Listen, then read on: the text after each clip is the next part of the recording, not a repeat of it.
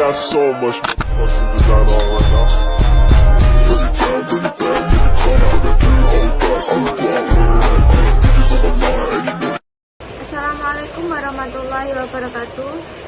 Perkenalkan, nama saya Maggi Fatur Rahmah dengan NIM 22404067 dari Prodi Akuntansi Syariah.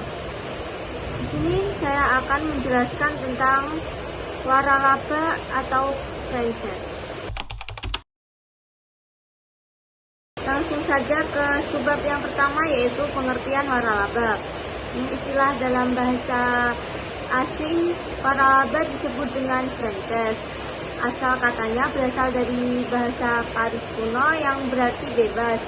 Sekitar abad pertengahan, pemerintah atau bangsawan di Inggris menggunakan franchise untuk memberikan hak khusus, seperti untuk mengoperasikan kapal feri atau berburu di tanah milik pemerintah atau bangsawan tersebut. Franchise di Indonesia disebut dengan waralaba.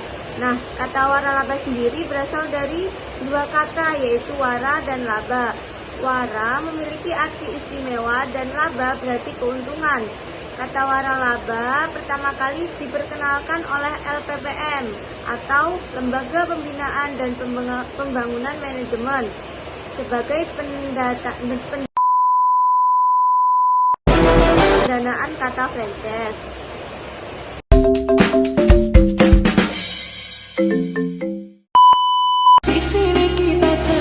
Nyoklat klasik merupakan contoh waralaba atau franchise yang lagi viral nih sobat. Nyoklat klasik sendiri yang berpusat di Tulungagung, Jawa Timur. Kini nyoklat klasik sendiri sudah mempunyai banyak cabang di seluruh Indonesia nih sobat. Selain harganya yang terjangkau, nyoklat klasik juga mempunyai rasa yang sangat lezat. Jadi tidak heran kalangan masyarakat sangat menyukai untuk mengonsumsi nyoklat klasik ini. Apakah sobat juga tertarik untuk mencobanya?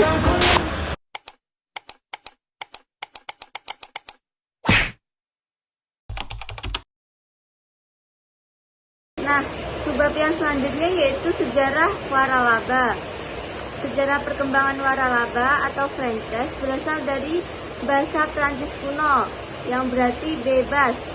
Konsep franchise perkembangan di Jerman tahun 1840-an, dikenal hak khusus untuk menjual makanan dan minuman. Konsep franchise berkembang pesat di Amerika, dimulai tahun 1951. Perusahaan mesin jahit Singer membuat perjanjian secara tertulis, sehingga dapat disebut sebagai pelopor perjanjian franchise modern. Dan akan dijelaskan lebih lanjut mengenai sejarah franchise di bawah ini uraiannya. Nah, sejarah franchise pertama kali lahir di Amerika kurang lebih 1 abad yang lalu ketika perusahaan mesin jahit Singer mulai memperkenalkan konsep franchise sebagai suatu cara untuk mengembangkan distribusi produknya. Yang selanjutnya yaitu hak dan kewajiban dalam perjanjian waralaba. Pada dasarnya, perjanjian waralaba berisikan kumpulan persyaratan keuntungan dan komitmen yang telah disepakati dan ditaati oleh franchisor dan franchise. Nah, yang pertama yaitu pihak pemberi waralaba atau franchisor. Franchisor adalah pemilik waralaba yang memberikan hak kekayaan intelektual atau haki atas barang atau jasa kepada penerima waralaba. Pihak franchisor memiliki beberapa hak dan kewajiban yang harus diketahui. Yang pertama yaitu kewajiban franchisor. Di sini saya akan menyebutkan beberapa kewajiban franchisor. Yang pertama, memberikan semua informasi yang berhubungan dengan haki dan ciri khas usaha waralaba.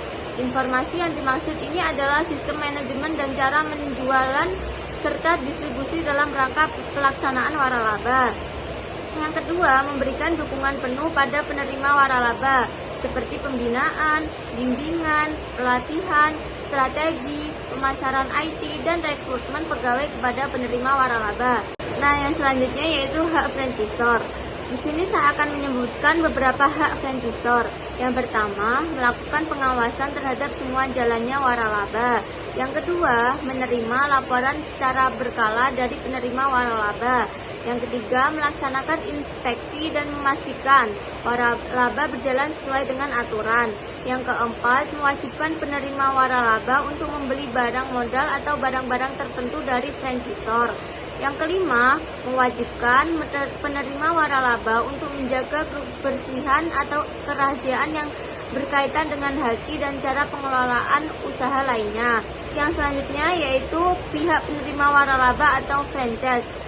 Tidak hanya pihak franchisor saja, penerima waralaba atau franchise juga memiliki hak dan kewajiban dalam perjanjian waralaba.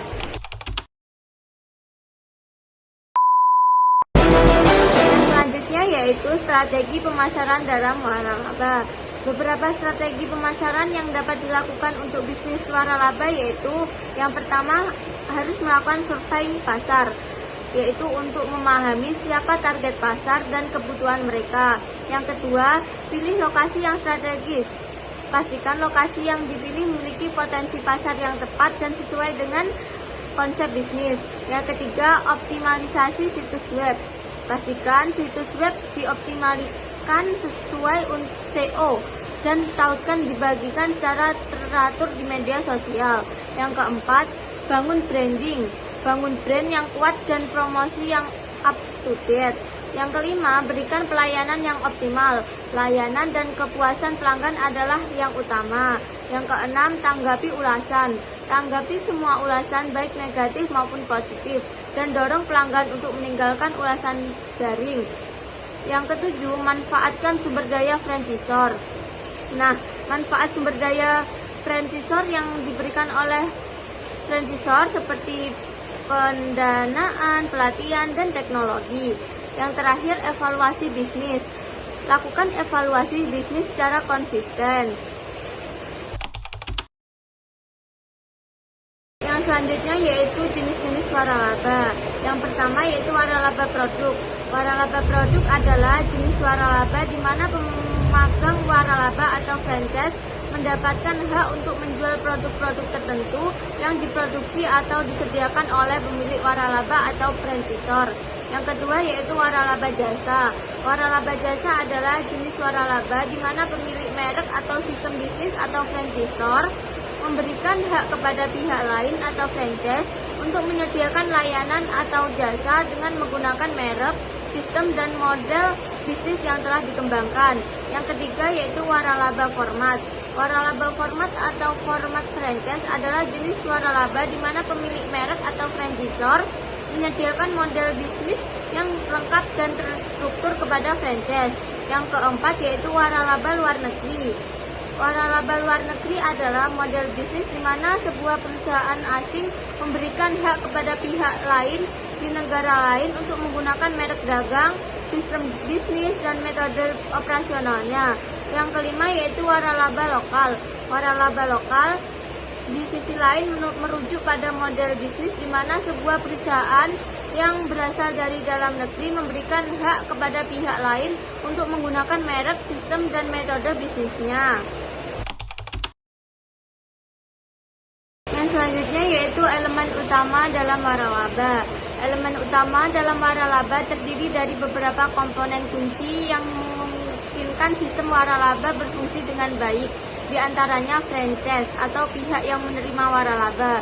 Nah, franchise atau pihak yang menerima waralaba adalah individu atau perusahaan yang membeli hak untuk menjalankan bisnis berdasarkan merek, sistem, dan metode opsional yang telah ditetapkan oleh franchisor atau pihak yang memberikan waralaba. Yang selanjutnya yaitu franchisor atau pihak yang memberikan waralaba.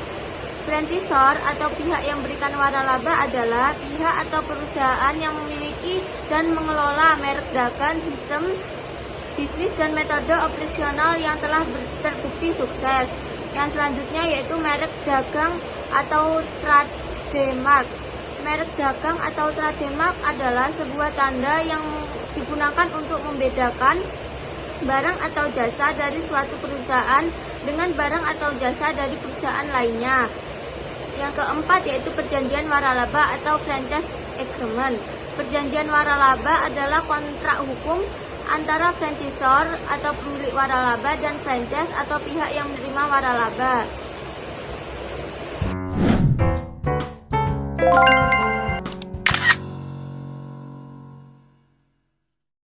Nah, demikian pemaparan materi yang dapat saya sampaikan. Saya rasa cukup jelas.